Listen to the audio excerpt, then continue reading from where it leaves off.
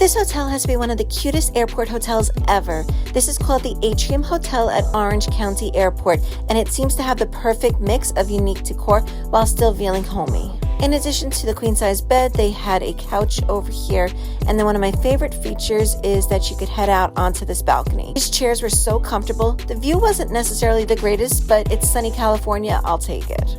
And as we head back into the room, there's this large entertainment center area that has so much storage.